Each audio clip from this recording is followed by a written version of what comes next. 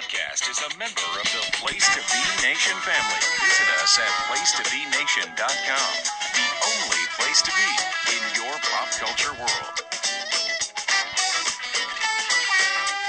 Place to Be Nation, welcome back to PTBN's NBA Team Podcast. Glad to be back and getting into the next round. It seems like kind of all of a sudden, but we've already, you blink and you missed it type of conference semifinals. The only, to be completely transparent, there's only one that's not over, and that might just be a matter of time by the time we're finished recording this.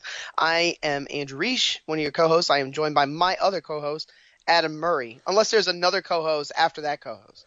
Didn't we just do like the previews like a week ago? Like not a week, like 2 days ago for this second round. I know. Let me ask you this: did you enjoy the first round of the playoffs? They had 2 Game 7s. Cleveland, Indiana was fascinating because you just wouldn't imagine the Pacers would have given them that much trouble. LeBron, but they did, and LeBron had to kind of pull a few rabbits out of his hat in order to win the series. Scored 45 points in the Game 7. And Celtics-Bucks was fine. I mean, the home team won every game. It wasn't like a super memorable series, but it still went the distance. And then you had some other kind of fascinating things like Portland getting swept, which was a major surprise. The Jazz upsetting the Thunder and watching the Thunder's one-on-one ball with Russell Westbrook fall apart. And then on the east side, Raptors, Wizards went 6 games. I guess there was some intrigue there, or did you kind of feel like it had a bitter aftertaste? The West games seemed like they weren't that fun to watch. Okay. But most of them were sort of, I mean, I don't want to say they weren't fun to watch. It was just, it was, I think everybody was satisfied to see Oklahoma City fail, as those were not really sympathetic characters. And it's not like, Golden State now, they're the villains, so it's fun to root against them, how the tides have turned. Yeah, well, not only that, they were playing against a Spurs team that was not only completely outmanned, but no true head coach. So it's like, okay, now what are they really going to be able to do? I mean, this is a matter of when, not if. Obviously we already talked about the upset there with Jazz Thunder was 4-5, so it's hard to even call that an upset. That's more of a pick'em. New Orleans beating Portland the way they did was a surprise, but yeah. in the West, was it really because 3 through 8 were separated by 3-4 games in the end? So yes. It wasn't really like, oh, that was a huge upset. It was like those teams were all sort of even, and Portland, through their team, well, they're just too, like we mentioned, just too one-dimensional. And the second round, has it been better? Not really. Yeah, and that's where we're moving to, like, as we advance. First round, you were sort of lukewarm on one side and enjoyed the other. I thought it was overall fairly entertaining. Second round, conference semifinals, kind of dropped the ball there, basketball gods. Didn't really give it to me the way I wanted it, Did they really, though? We all expected it was like, okay, can Toronto get out of their own space? Nope. Well, to pat ourselves on the back, we both picked Cleveland to win it, but I had them in 6. I didn't think they would just mercilessly sweep the Raptors, a 1 seed. It's the Raptors. We're like, if we had mentioned, like, I think we said Game 1 had to be a must win for the Raptors. If they couldn't do it, it was going to spell doom. We sort of hoped that it would happen, but it's not that Cleveland is good. It's just LeBron just wills himself to win. It was also just like a combination of different things. Number one, the tracked history of the Raptors doing as much as they improve in the regular season with their production, the worser they get. Is it worser? Is that a word, or is worse the word? I always forget this. I'm not an English major. They just become sad and pathetic in the playoffs and regress. So worse. It's worser. Is that what you're saying? Sure. No, like but you get what I'm saying? Like, they had a record number of wins. They were the 1 seed. And yeah, they beat the Wizards. They impressed me against Washington. But this was such a, like, futile, just, like, disgusting display. I mean, they just did not play well at all. Now, yes, LeBron had to, really pull it out in games 1 and 3 to win them. Incredible game-winning shot where he was going away from the basket off the other foot, and he banked it in like it was like Scottie Pippen taking a 3 with ease, But it was the same. as you drink your water because you. Yeah, I thought you were going to go on for a little bit, but no. Yeah, I can see you were humble bragging, like, "Oh, I told you so." But no, seriously, like Game 1 went to overtime. It felt like the Raptors missed like Fred VanVleet and DeMar DeRozan and Jonas Valanciunas on some attempted putback. It's like they missed 7 game-winning shots or some number, like some ridiculous number where you could have had any of those shots back, you would have won it. It was just the whole. They just forget who they are, apparently, and Yeah. when we do our Gone Fishing, that'll be a very tough one to do. But okay, Cleveland moves on. So which Cleveland do we get? Do we get the good Cleveland? Do we get the bad Cleveland? Either way, do you think most likely Boston, or even Philly, or let's just say we made a super team of combine both of them? Could a combination, East Coast All-Stars beat LeBron?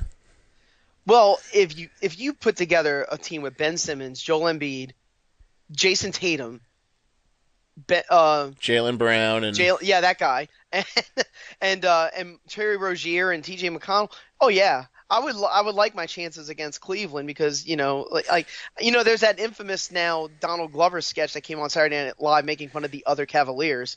I mean, I got to tell you, most of his teammates have sort of stepped into the forefront for the most part, especially Kevin Love. Kevin Love, after Game 1, when Tristan Thompson got most of the minutes in the post, they put Love back into the main minutes, and he dominated Toronto inside.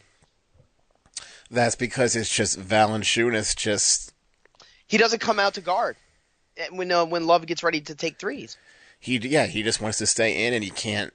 the side cam's too small for him, and it's just one of those matchups. And don't forget, Kevin Love is an all-star. He does get shit upon, but you make it sound like, oh, he's a third, fourth option. No, he's really a first option on any other team that doesn't have LeBron. So yeah, well, that was the playoff Rondo. The other one I heard, oh, that's Minnesota Kevin Love, meaning like when he was playing for the Timberwolves and he was getting like 26 and 13. Like, oh, that's the Kevin Love I remember. That's the one that would produce. The truth is that Kevin Love was always there. It's just a matter of his mind being right and also kind of just being in the flow of the game. I mean, I don't know any player, like star player that I've seen that just gets so drastically affected by the flow of a game as much as Kevin Love does sometimes. I don't think it's that. I think it's just LeBron. You've seen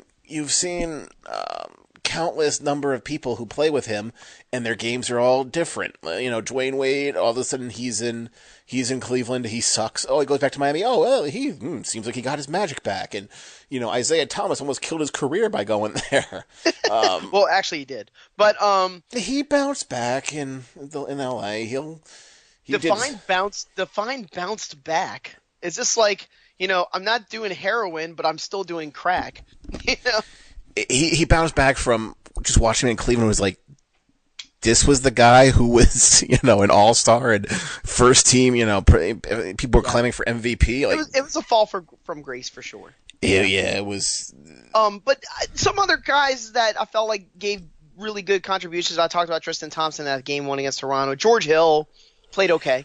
Kyle Korver makes his threes. That's his job. But he's so effective at it. It's kind of like J.J. Redick with Philly. When he takes the shot, you're almost sure it's going in. The rest of the team knows their roles. Yes. And they've embraced that. And let me ask you this with LeBron. Individually, of any of the games, which one's been the most impressive? You could talk about just the game winner in Game 3, the game winner in Game 5 against Indiana, the Game 7 performance where he got 45 points, maybe the 43-point game against Toronto where he just seemed to make every fadeaway shot he could think up in the fourth quarter. Basically, you just name any of those. Just it's LeBron. Just it's just him. Saying, "Look, I'm no longer the third best player of all time. I've moved up to number 2." Well, here's the thing. I mean, a lot of the NBA Twitter came out. Oh, you can't hate on LeBron anymore. He's just got too many game-winning shots now, and he's got all these. He's producing at an all-time level after his 15th year, and he's going to sit here and sweep the Raptors again. You can't have anything bad to say about the King. I mean, I'm not absolutely sure about that. I'm sure that some people will find something to jab at about LeBron James, particularly his losses in the finals. But I mean, I don't want to say this is another one. This is the best he's ever been. I'm not sure. Like, in 2015 when he carried the Cavs without Love and then Irving with the broken kneecap, when he carried them in the finals, I thought that was pretty incredible, but they still lost the series. He was great in those last 3 games against the Warriors in 2016 where they came back from the 3-1 deficit. And then if you're talking about athletic peak, I don't think anything tops his years in Miami. So, but like, where do you think the peak is or was? He's not on his peak anymore because he's more of a 4 now as opposed to being the 3, being the super dunker. Now he's, settling for jump shots. Old LeBron would never settle for jump shots. Well, he's also much better at getting through guys because his body is so strong to just bull in and get the layups. That's why he shot 54% from the field in the regular season.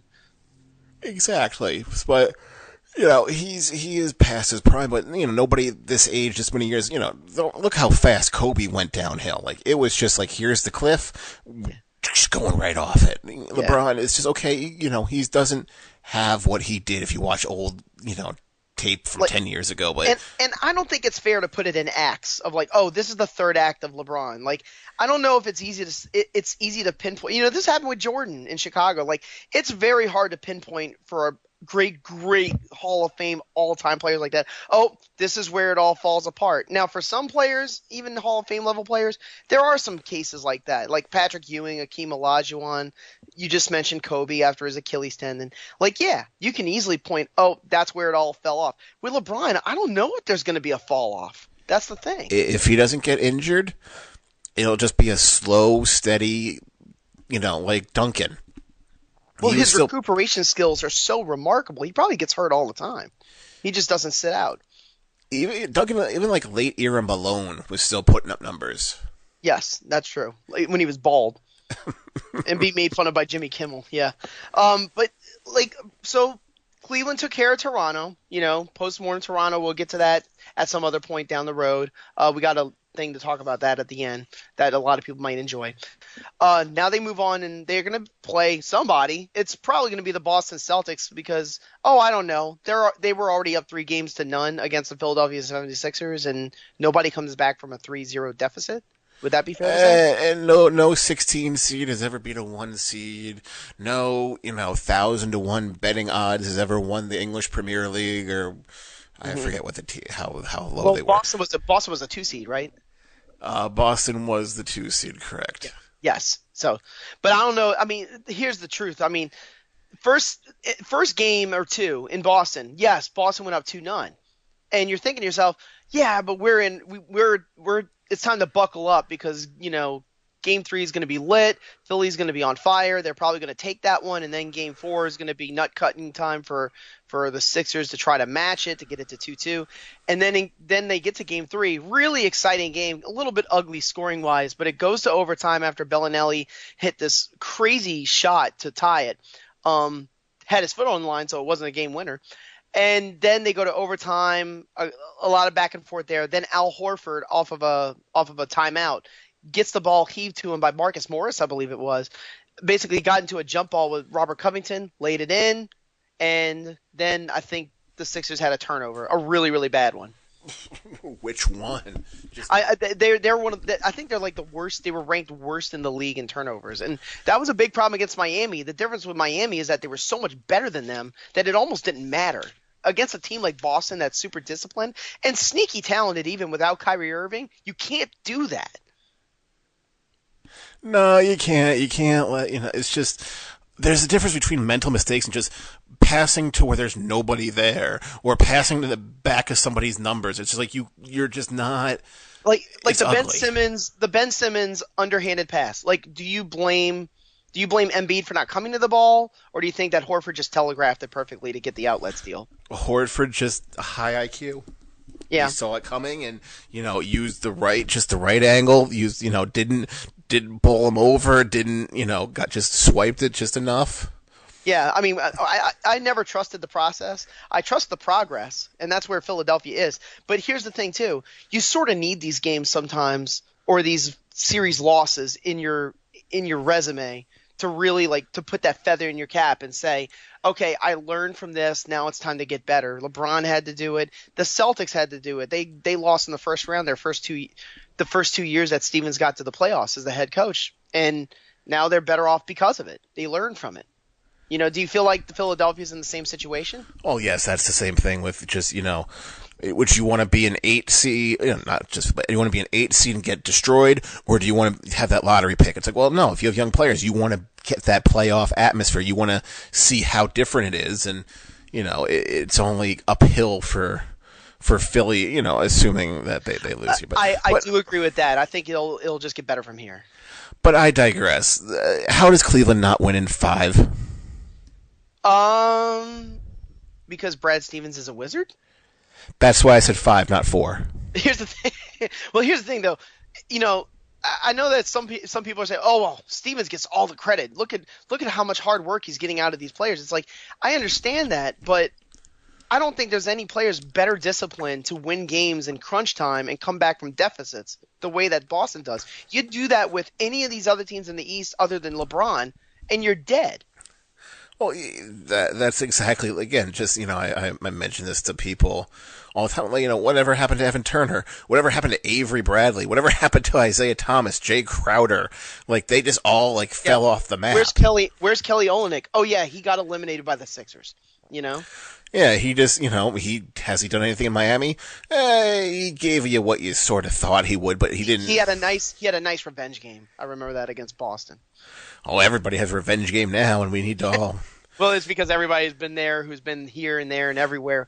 If you just look at the team stats between Cleveland and Boston, which, by the way, is a rematch from last year, obviously very different teams now. Kyrie Irving is not a Cav anymore. He actually is a Celtic, but Kyrie Irving's not playing because of the wire tension kneecap surgery thingy that whatever explanation it was, he's done for the year. He is not going to be playing here. Gordon Hayward broke his ankle against the Cavs and 4 minutes in. Yeah, exactly. Maybe the Cavs are just rotten ass luck for the Celtics, It's just one of those, how do you see them not winning easily? Even the same thing with Philly. How are you just going to stop LeBron? You're going to put Robert Covington on LeBron? You're going to put Tatum or Jaylen Brown on LeBron? Well, I don't think they're going to put Covington on LeBron because he's going to be on the team that gets eliminated eventually. I'm saying if Philly happened to move on. Oh, you're still being a pessimist. You're still thinking that Boston can choke this. If a 16 seed could beat a 1 seed by 20 points, it wasn't even a buzzer beater upset. It was yeah. Anything is possible. So I will. Well, let's go ahead and hedge the bet then. For Cleveland, if they played Philadelphia, yeah, they'd probably check him with Covington, maybe Simmons every now and then, but you'd be scared to death of getting Simmons in foul trouble. So I'm sure Simmons would be playing a little bit more off. Redick and JR would be the matchup there. The intrigue there would be Ersan Ilyasova and Marco Bellinelli. What you would do with which Cavs reserves would guard those reserves for Philadelphia because they get a lot of crunch time minutes. And then the backup point guard situation because TJ McConnell, I would say, is probably better than whatever backup guard situation that Cleveland has. Yeah, but LeBron's a point guard. LeBron's a backup point guard. I mean, it would wind up being Calderon. Calderon would be the backup. I mean, and then Rodney Hood. We already know this from the recent game that he's just scared to even check in. His confidence is so shot. He's too good to check in. He's been losing minutes to Cedi Osman. So. Yeah, well, to get the exposition out there was that LeBron needed a blow in game, I want to say 3 or it was game 3 or game 4. I think it was game 3 where LeBron needed to take a rest and Rodney Hood and Tyronn Lue, the head coach of the Cavs, called up Rodney Hood to come in, and Rodney would not come in. And the assistant coaches just let him have it. And Cedi Osman, or it was Calderon. Calderon jumped right in and took it. What the weird thing about that story was how quick they were to just throw him under the bus. Yes. Usually, okay, it's a leaked rumor, and then it's an internal matter. Or well, that's right on camera. You can't miss it. That's why they buried him. Yeah, but they still buried him off, post interviews and. Well, hopefully he gets his mind right for the Celtics series. I mean, he might have some decent matchups there. I'd assume Jaylen Brown will be with Rodney Hood a lot. Yeah, but there's no reason LeBron wouldn't score 40 a night. Tell me how it's not going to go more than 5. Realistically. Well, Horford matches up okay with Kevin Love. I'll say that. If Kyrie were here, I'd be like, oh, now we have a matchup. Now it could be something. My memory's a little bit fading on this one. Didn't Love kind of work Horford in the conference finals last year, or am I dreaming that? Probably. A little bit. I mean, obviously, Jason Tatum wasn't there last year. Jaylen Brown was not nearly as good as he is now. And Marcus Morris has been like a surprise, like a pleasant surprise for the Celtics. He's almost more of a point forward sometimes if Terry Rozier gets double teamed. Yeah, he's been, I don't want to say expanding his game, whereas, I didn't know he had that range and versatility. Not that he's good at, but he's been more finessey. He's been able to show off his passing better and his mid-range better. Where was that? Mm-hmm. Aaron Baines taking threes and making them. Aaron Baines getting his 20 minutes and 5 fouls and no getting Daniel posterized. No Daniel Theus. Shane Larkin sits out, and they're still, putting out great effort. And, we already talked about the Irving absence, the Gordon Hayward absence. I mean, a lot of people it's almost like Boston fans, they're appreciating this effort and the ability to get there, and they're giving a lot of credit to the fact that Stevens just been able to make it all work despite the injuries. But there's almost a sense of, oh yeah, you think this is good, wait till 2019 and wait till 2020 when we got all these guys at full health, and the Warriors start to slip and LeBron winds up going to another team or leaving the East, and we're going to run this league. That's almost the attitude that the Boston fans have. And what I say to them is this: why can't you do it now? Like, why can't the Celtics beat the Cavaliers now? I mean, they don't have the talent. Defensively, they have the personnel to make it work. No They gotta bench. slow down Cleveland now. There's nothing you could do if you have no bench because. Well, they had a bench. The problem was the bench became the starters. Exactly. That's the problem. If you're in a situation where Semi Ojeley's got to play in Game 7, you're kind of in trouble. Greg Monroe. He's okay. Like, I could see him kind of coming in there when they do the big stuff with Tristan Thompson and Kevin Love, which would not surprise me if they went with that, But I would assume that Cleveland wants to speed up Boston, not slow them down. Oh, no, you want to slow them down. There's no reason you shouldn't go big because you're forcing Horford and Baines, and you have to keep a big lineup the entire time. But the Cavs have been very successful in the most recent series against Toronto, playing quicker. Toronto, they could have done anything against Toronto. Well, after they got their case of game one-itis, yes, All right, moving on to the West. You're not moving on yet, Harney. There's Cleveland in 5, Cleveland in 4. You are so fatalistic about this. Like, team stat wise, it's defense versus offense kind of easy, but Boston's a great 3-point shooting team, and they got the home court. LeBron's got to take one. It's LeBron and the LeBrons. You're just all hung up on LeBron's now. There's no reason he's not going to. So you think the Celtics can take one out of there some way, and it'll be 4-1? It'll be the Brad Stevens Wizardry game. I mean, even the Pelicans. You know what? I'll just go the other way. I'll just say Boston wins in 7. I hate to bet against LeBron, but this is the one I could bet against the most. The only thing that scares you if you bet against LeBron is not only the fact he's been in the finals for like 7 years in a row and he's looking for his 8th. It's that the Cavaliers seem to have strengthened the further they've gotten into the playoffs. It's almost like Pacers were the toughest opponent. That would be so funny if the Celtics won, because our finals preview would just be, all right, well, now West Coast in 4. Again. And you can't be doing that. Okay, you have Boston we gotta make in it 7. interesting. I have You got Cleveland in 4. Sweeping them. I got the Celtics dragging this out. I said 5. Okay. We have vastly different opinions. Let us move to the West, where essentially it's a coin toss. Do you feel like it's a pick-em between the Rockets and the Golden State Warriors? Now, the Rockets have the home court. They have the best record in the league. Everybody was sort of questioning the James Harden, Chris Paul signing when it first happened, or the move when it first happened. It worked like a charm. The one thing about the Rockets, and I read this piece in The Ringer about it, which actually made a decent point. The Rockets, when they played the Jazz, they kind of bore me. Like, it's almost like the 3-point shooting barrage that they were most famous for, that it's almost become second nature for most NBA teams. And now it's gotten to a point where the Rockets feel more normal watching them than any other team that's left. The Warriors are at least like starstruck and so incredibly talented and almost overwhelmingly good.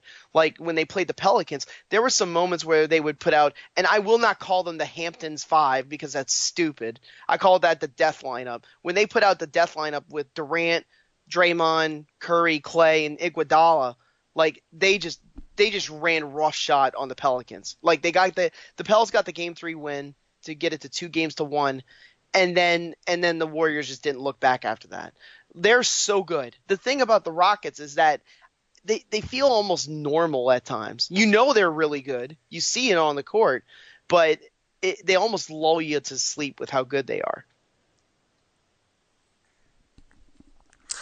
And that's even including Ryan Anderson on that roster, who just. Yeah, it's just, Clint Capella has overachieved, and Harden's just, on his How much money is Clint Capella going to make as an RFA?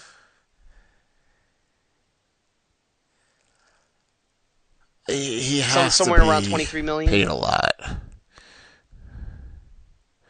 I would have said, I'd say 20 to 25. Just over 20. I mean, he has to be at 25, and that's one of those. Well, how can Houston keep Chris Paul? Chris Paul would have to do what Durant did last summer and take a haircut. That's what he's going to have to do. Yeah, I don't think he wants to. The defensive versatility of the Rockets is impressive. Like those worked out. Luke Mbamute missed some time. I did see him in Game 5. PJ Tucker, Gerald Green, even Trevor Ariza still seems like he's got a bounce in his step. He seems reinvigorated by playing with Paul, who he's played for plenty of times in the past. Harden, he had a couple of games against Utah where the defensive game plan by the Jazz, because they were one of the best defensive teams in the league, gave him some trouble. But then Paul would just go off, and it was almost like pick your poison.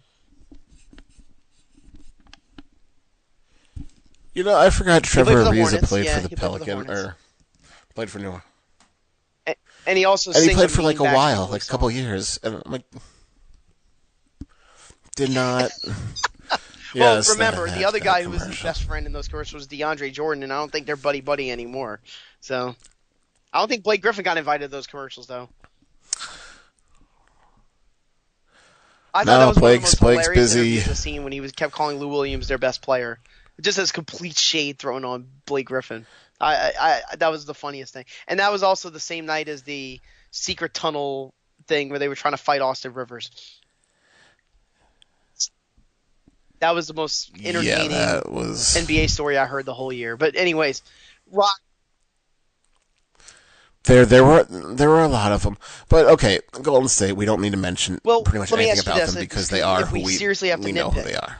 Did the Pelican blowout in Game 3 sort of worry you? Where even if Curry's playing well, if Durant's shot's not falling, and they just seem to be – because defensively and defensive-wise and turnover-wise, they do kind of hemorrhage a lot of turnovers, and they can hemorrhage points at times when they're not engaged. Do you feel like there are some matchups, especially with Capella there, and then maybe throw Nene and Capella in there at the same time, where they can kind of get them to force them to play center for somebody else like JaVale McGee or Kevon Looney and sort of get them off, throw them off their game? No, because if your goal is to throw JaVale McGee off his game, then your plans your planning is kind Chris of Paul, askew. This is his first conference finals. What do you expect from him? Nothing that hasn't been shown in other. So it's impossible to think that he might have like jitters. Rounds. Because he's never been to the conference finals. Why would he have jitters? Yeah, but he's not like a 22-year-old rookie. Everybody says he's that an old man in now. the face.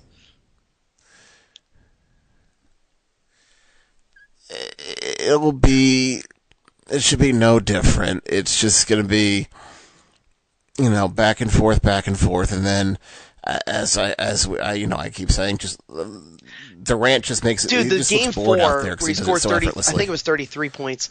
He made it look so easy and almost angered me. I was like, dude, the Pelicans are playing as hard as they can, and they're still losing by double digits to this team because they got Curry and they got Clay, and they got Draymond Green's making plays, getting triple doubles. But Kevin Durant's the dude. Like, he's the one who's making all the tough shots, making the transition threes that are like off balance, playing the, doing the thing where he just keeps the ball up in the air because nobody can get a hand in his face because he's too tall on the switch, and he's just killing him every single time. And it's like, God, this is boring. Anthony Davis is like averaging 30 points and 13 rebounds in this series, and they can't catch a break. Yep, and, Curry will give you what Curry gives you. Thompson will give you what Thompson does. But it's just, again, let me ask you Durant. this. Where is most of the pressure going in? Would you say Golden State or would you say the Rockets? Because of the 1 seed? The Rockets. Golden State has said pretty much, we tried to go after that last year. We wanted all the records. That was in 2016 it was tough. 73-9. So, yeah. But what happened is they ago. rested Durant for like the last couple of months with that knee problem, but they still got a 67-15 record. This one, you're right. Like they went further. They kind of coiled it back and even further, where they played. There was times where there was no Durant, no Clay, and no Curry. Yeah, they said, "Go ahead, Houston, take it," and then so everything's on Houston.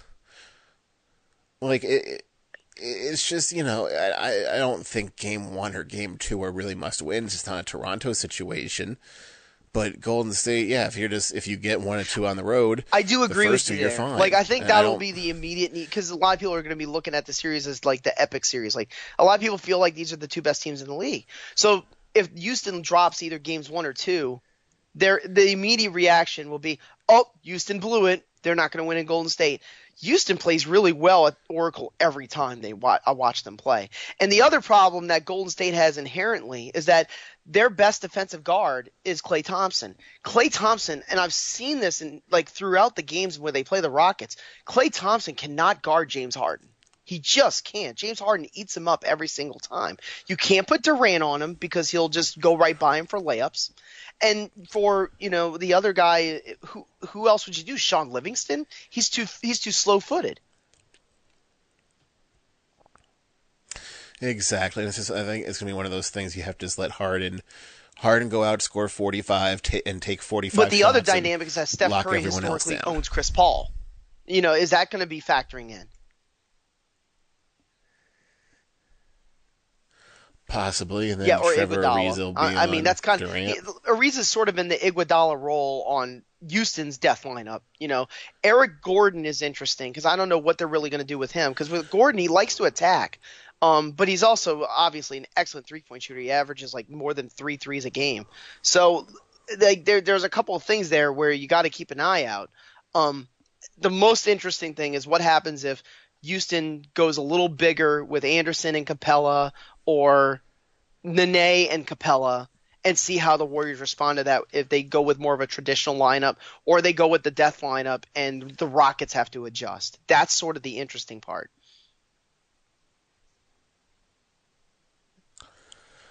Pretty much, yeah. Plus, I don't know. I think in this matchup, everybody would like to see Houston is the yeah, but there's a lot of James Harden favorite out there.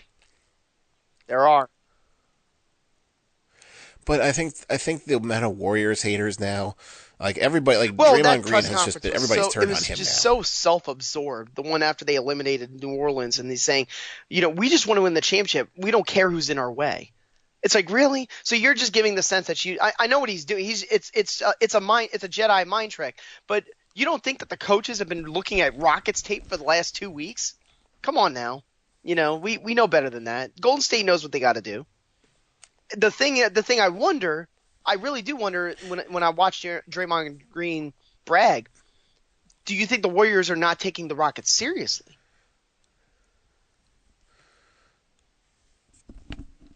I think.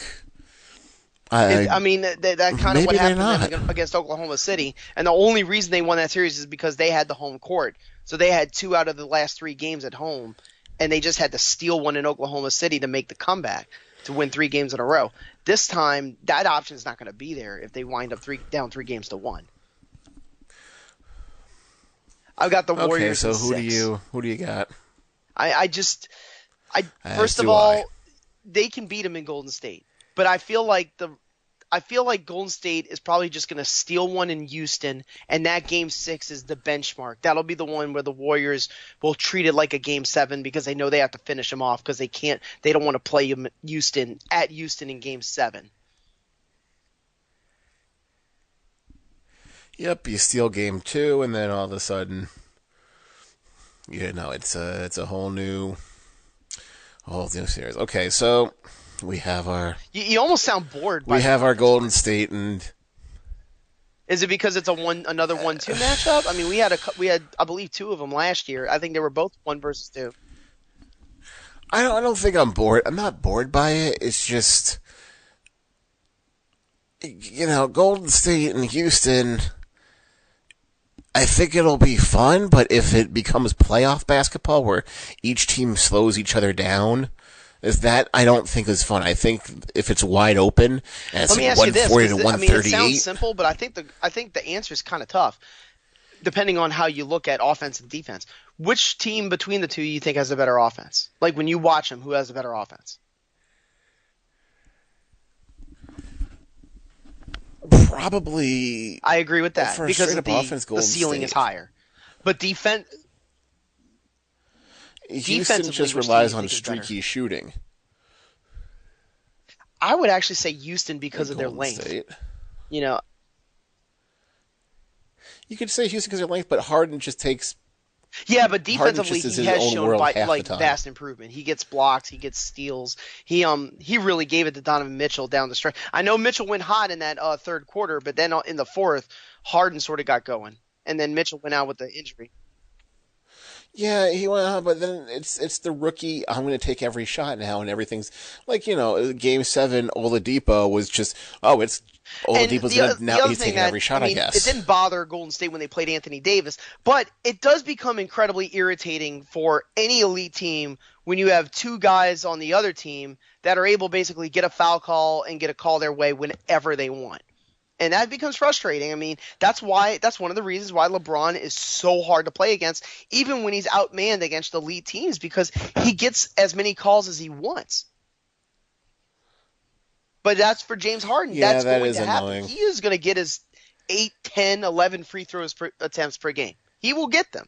So the trick is, do they double him every time he has the ball? I don't think that's smart because that means they're just going to flip it to Paul, and Paul will be able to find any opening he can to either score or to get a good assist without turning the ball over. So if you if you do the one-on-one thing, you're falling into Houston's hands because they're sort of an ISO ball team anyway. Which is sort of the reason why I feel like they're kind of boring. They play a lot of hero ball. Yeah, but it's like a mathematically sound. You're right about that. They're like 26 in assists, but it's like a mathematically sound version of ISO ball. You're just bored to tears with this. So you have the Warriors winning too. I'll just go with. I mean, I went against the grain with the Cavs. I'm just gonna have to die on that hill. But with the Warriors, I just got to see them go down. They've been in the finals for the last 3 years in a row. Yeah, I just got to see it. Are the Rockets capable of getting in the finals? Absolutely. They didn't get the best record in the NBA by accident. It wasn't like someone just handed it to them. Yeah, we talked about Golden State having some injuries and sort of punting on the regular season, but the Rockets were ahead of them already.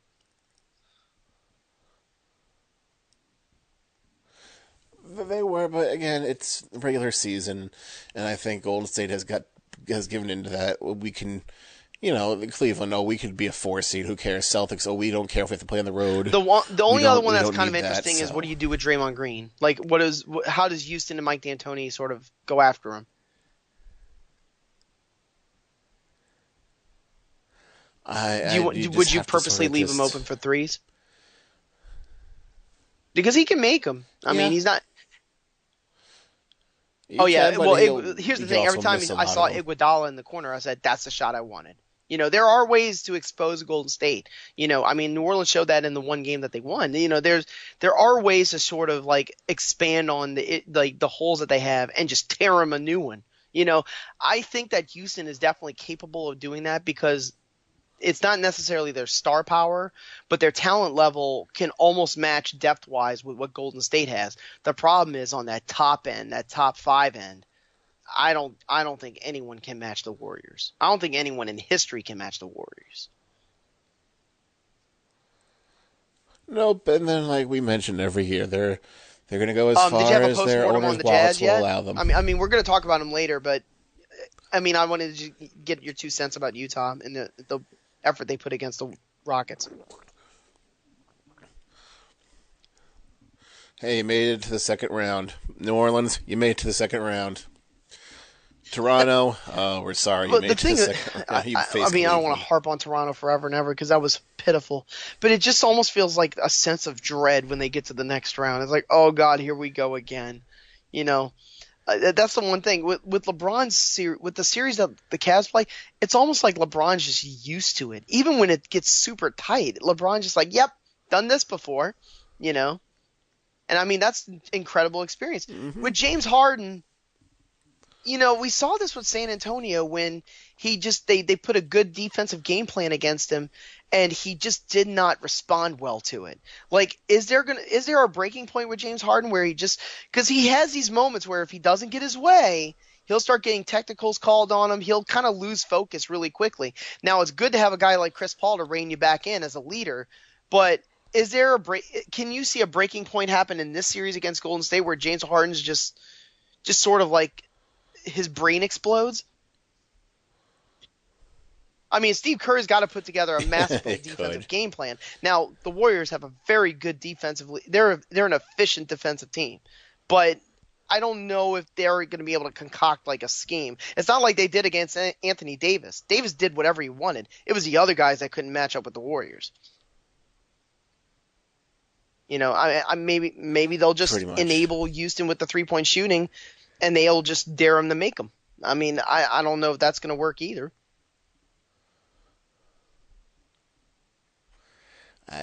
It'll be a fun series to watch. Yeah, Hopefully I mean, well, like TNT's 9 got PM. the West Finals this time. The East is on ABC/ESPN. I would assume that Game 1 between whoever it's probably going to be Boston. I mean, I know that we're tied going into the fourth quarter, but super duper tight. Obviously, the result will be known by the time this podcast comes out.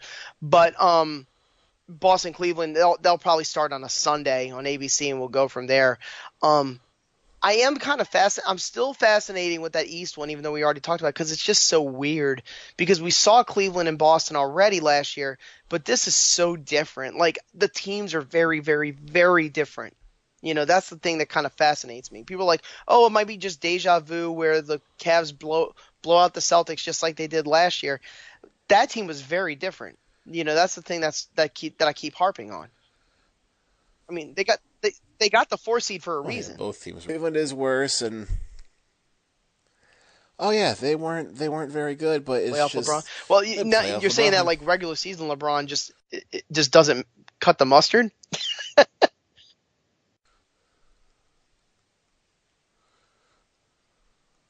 Yeah, he does. He does. When it comes to Boston, it just feels like in the playoffs they just try just a little bit harder. The problem is when you're overachieving for that long and you're chugging that long, at what point do you run out of gas? I think that's the biggest question with the Celtics right now. And I don't think we have the answer yet. We're going to find it out pretty soon.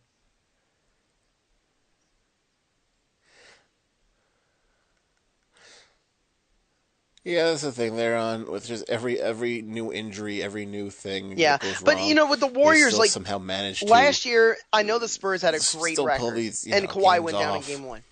But I did not feel like they could beat the Golden State Warriors. The Thunder, let's remember this: Oklahoma City was a surprise. Like, they upset a 66-win Spurs team when they had Aldridge and Duncans last year. But the Thunder did get up 3-1 on the Warriors in 2016, but that was it was almost like nobody saw that coming. You know, in 2015, the Warriors were definitely the best team. We were just waiting to see if they were going to eliminate the Clippers or the Rockets, and it turned out to be the Rockets, ironically, because the Clippers choked. Now Chris Paul's playing for the Rockets. But is this the most formidable opponent that they've had in the Western Conference, or do you still think that Thunder team was?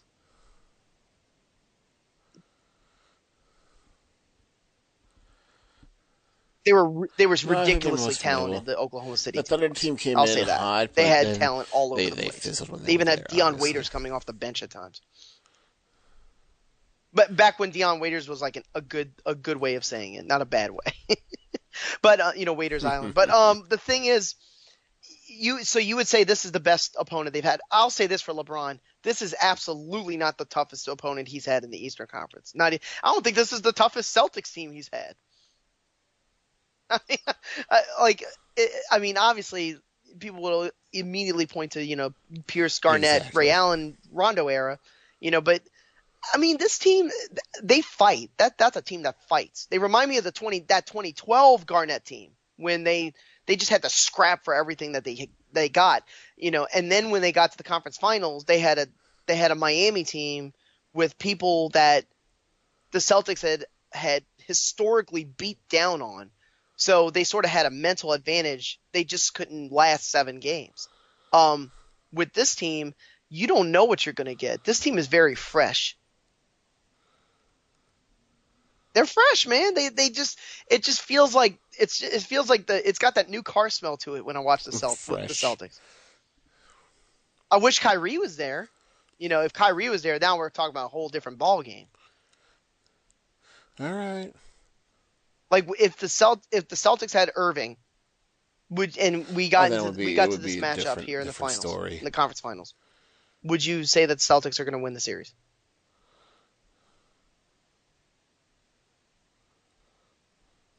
If he had Kyrie Irving and Gordon Hayward? No, I'd probably still say I said it would have been a little more competitive. Oh my God, you are really like pimping LeBron today. My God, that would. You're giving that man too much credit. He doesn't need that much. Games. He already has enough.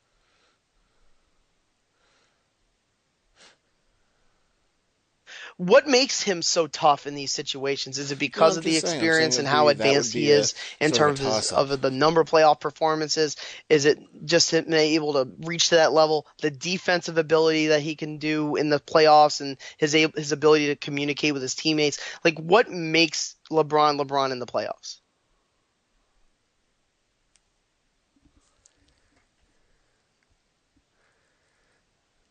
The same thing, well, and also amping everything up another level.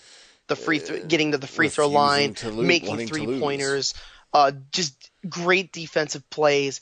There are some moments with LeBron where he's sort of walking around a lot, but it's because he's roaming, looking to make that extra help block, every now and then.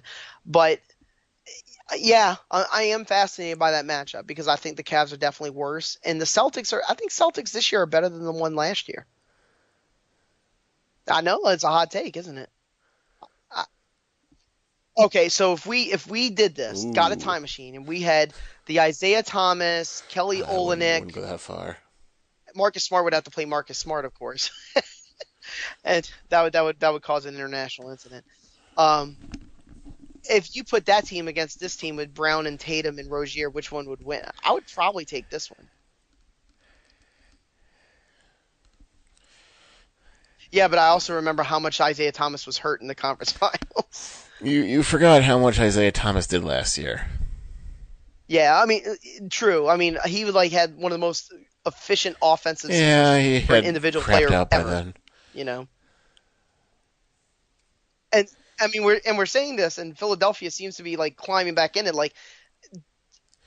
Yep. Who do you think would have given him a tougher matchup, Philadelphia or Boston? So you would just call it a wash. I mean, here's the thing I'll say about Philadelphia, and we could just use this to wrap up that series. Kind of. I think Philadelphia is more talented than the Celtics. I don't doubt that. I know a lot of people say, well, the better team always wins in those series, and that's true. But just because you were the better team doesn't mean you're not the more talented team.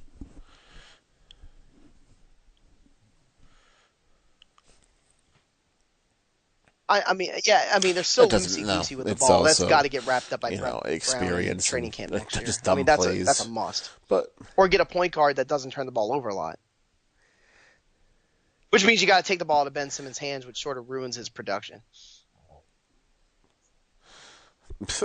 No, I'm just hoping for 2 very good series. You know, I mean, are Nope, you so, hoping for it, or final you don't thoughts? think we're going to get any? I think both will be good. You know, I really do. I have a little bit of I optimism. think we'll get one good series, one That's going to be Cleveland it for this series. one, and we'll be back soon. On behalf of Adam Murphy, this is Dan Riche. Take care, guys.